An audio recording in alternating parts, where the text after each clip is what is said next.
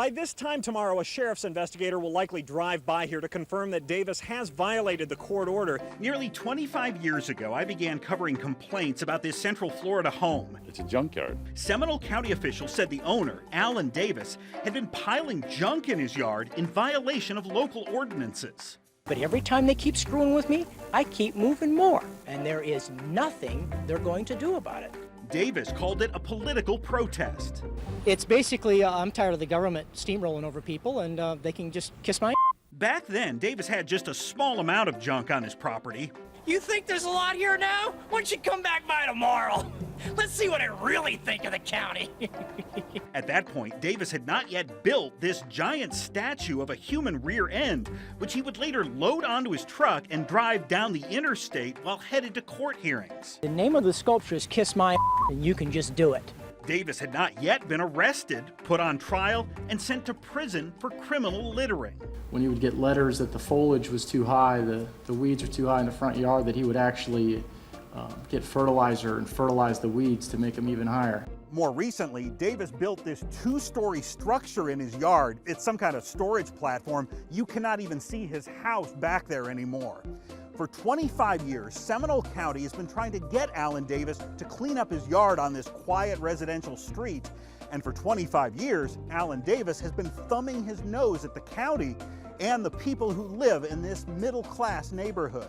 He just adds and adds and adds every day. David Radosevich lives 2 doors down. I was very happy to hear that they're going to finally do something. For decades, he's begged the county to take action. Did you think when I first met you nearly 25 years ago that we would be standing here talking today? No. Well, I thought for sure by now it'd be cleaned up, to be honest with you. Live from WKMG, the Problem Solvers. This is Local 6 News at 5. It's not just the airplane fuselage outside Alan Davis's home that angers his neighbors, nor is it the sports car body. It's the airplane, the sports car, the water heater, the metal drums, the twisted seal, the plastic tarps. He's got a pool back there that's really, really bad. Alan Davis's legal troubles began in April 2000 when a Seminole County code inspector found uncultivated vegetation in excess of 24 inches and objectionable, unsightly, or unsanitary matter that threatened the health, safety, lives, and welfare of the citizens. County officials repeatedly told Davis to clean up the yard. His response? Fat chance! Instead, Davis began hauling out more junk. He obtained some of this material from his former job rebuilding vintage World War II airplanes. Now when you do it in a big scale, it gets results. Tonight, you'll visit places in this country where neighbor has turned against neighbor. In 2002, the CBS News program 48 Hours featured the dispute as Davis began creating his most infamous display, a 6-foot-tall fiberglass sculpture of a rear end. At least one neighbor complained to the county that the statue was obscene, prompting a sheriff's deputy to pay a visit. He told me that he was going to remove my sculpture, and I quite flatly told him that he would have to talk to the Supreme Court of the United States. Davis also made mini sculptures that are mounted on bricks from his front yard. He then sold these online. Davis figured if people bought them, it's not junk, it's art, protected by the First Amendment of the U.S. Constitution. Davis's antics prompted Playboy magazine to publish this cartoon depicting him annoying his neighbors. But it wasn't the statue that concerned county officials. It was the overgrown weeds and other unsightly junk. Seminole County's Code Enforcement Board eventually issued Davis a $13,000 fine, with an additional fine of $250 per day until the violations were corrected. But Davis refused to pay. They will not get a single dime. As you probably guessed by now, Davis does not live within a homeowners association. If he did, the HOA could have potentially foreclosed on Davis's home. But outside of HOAs like we are here, Florida's homestead exemption generally prevents debt collectors from seizing your primary residence. But other personal property like cars, furniture, and jewelry can still be seized and then sold at auction to pay off debts. Seminole County officials wanted to seize the junk in Davis's yard, in theory to pay off all his fines, but more importantly, to get this property cleaned up. So the county filed this lawsuit seeking to foreclose on Davis's personal property. We would ask at this time to have a summary judgment on the foreclosure issue. Mr. Davis. Your Honor, I object. Davis represented himself in court. He's not an attorney, as the judge often reminded him. I got to go to the law library. I got to call a friend of mine and find out how to serve a subpoena correctly. Whenever Davis went to court, he loaded his butt statue into the back of his pickup and drove it down I-4. As folks looked on in astonishment, Davis intentionally positioned the sculpture outside the courthouse in hopes that the judge would see it. I'm just going to keep fighting, and they can all just come kiss my. But Circuit Court Judge Nancy Alley did not buy the free speech argument and issued this court order allowing the Seminole County Sheriff to seize $13,000 of Davis's personal property. Soon, forklifts, hazmat trucks, and moving vans rolled into this neighborhood as workers began hauling away the junk. Neighbors watched in amazement. It's good that they're finally getting around to it, but it sure took a long time. This cleanup cost Seminole County taxpayers more than $9,000. But for the first time in years, the yard was clean. Davis vowed revenge. Wait till tomorrow. You think it's bad now? I'm going to move more in. For years, all of this junk sat in the front yard of Seminole County's worst neighbor. Today, it all gets auctioned off. 2 months after the cleanup, Davis's belongings were put on the auction block. Do I hear a bid? Yes. What is your bid, sir? $50. $50. The winning bidder was John Weiser. This is a whole nightmare. He paid $95 for all of Davis's stuff. But little did Seminole County officials know then, Weiser and Davis were friends.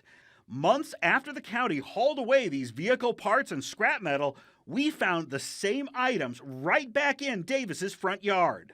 You look at the humor of the whole thing, you've got one little guy, one little smart that is just running them around in circles. Seminole County Sheriff did not find it humorous. I'm not concerned at all about what people's perception is. I have an obligation, responsibility to the people who live in the community to do everything we can to ensure that everyone complies with the law.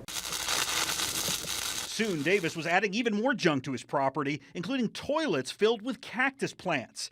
He made a new butt sculpture, this one tattooed with the name of the judge who ordered him to clean up his yard. Then Davis took his political protest to new heights, climbing on the roof of his house where he assembled these steel drums in the shape of a middle finger. The title of the sculpture is Salute to Seminole County, You're Number One. You're a first class, you know what? The frustration of his neighbors was bubbling over. Some secretly hoped that Davis would get struck by a bolt of lightning. I'm getting off this road! That was close! But not even Mother Nature could stop him. By then it was clear to everyone that civil penalties were not going to deter Davis. So county officials turned up the heat.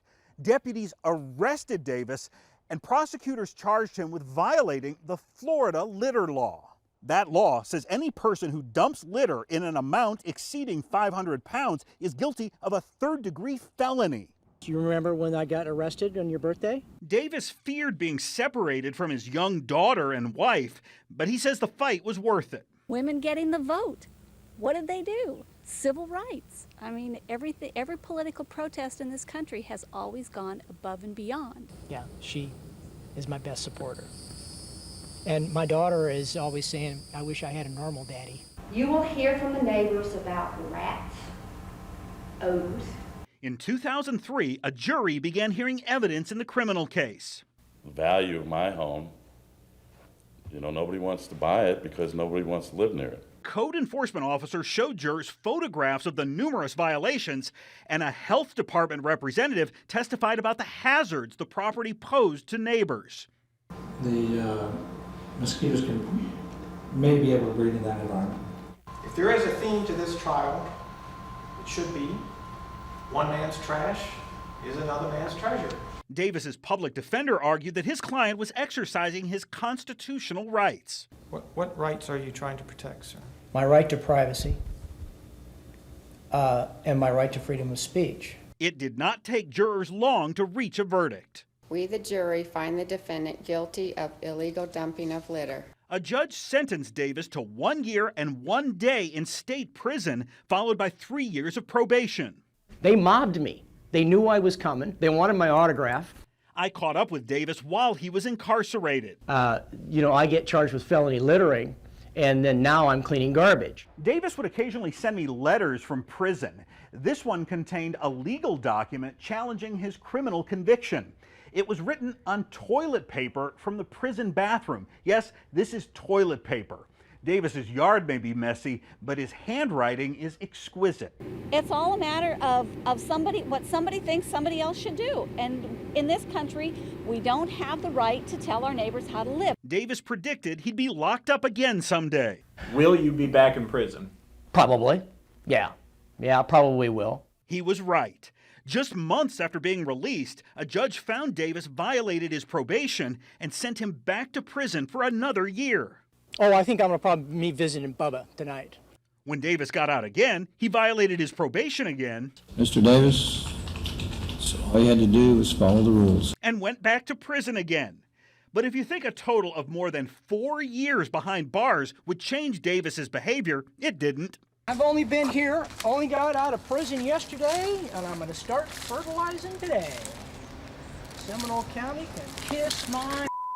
The day after Davis completed his full sentence, he began growing his weeds again. Jack and the Beanstalk. How about Alan and the Beanstalk? He's back!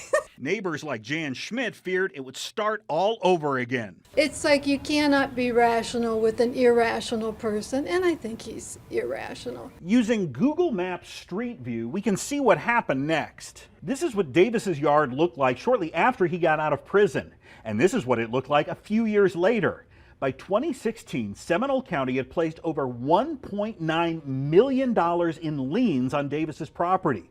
Once again, the county obtained a court order to seize the junk, this time hauling away more than 70,000 pounds of trash and debris. And once again, Davis was arrested for felony littering. He pleaded no contest to those new criminal charges and ultimately spent another year in jail.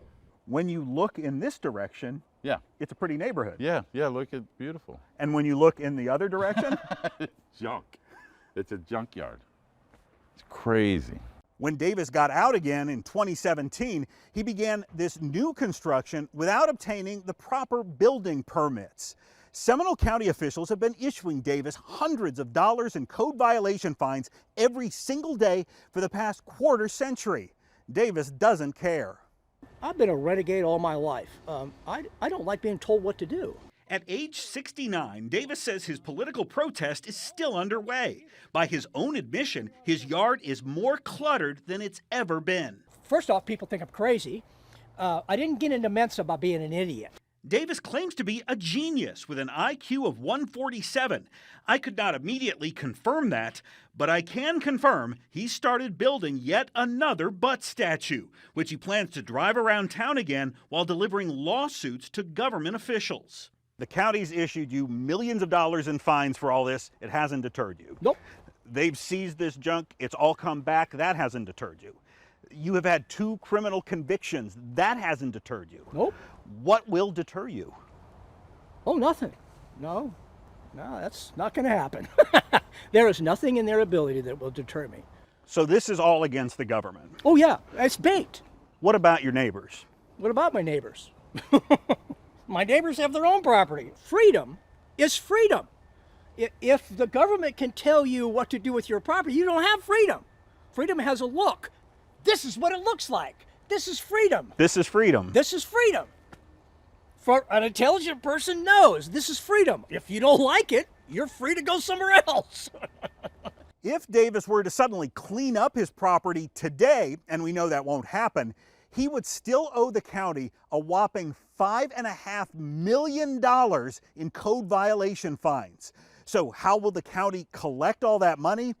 Under the Florida homestead exemption we told you about earlier, it appears county officials would simply have to wait for Davis to either sell his home or transfer it to someone else. The county don't have our back. They just gave up on us. A county spokesperson tells me, quote, Seminole County understands the community's frustrations with this long-standing issue. Over the past 25 years, the county has pursued every legal action available under state statutes. Unfortunately, without changes to state law, our ability to enforce further action is limited. Did he win? Yeah, apparently. Congratulations, Davis, you won.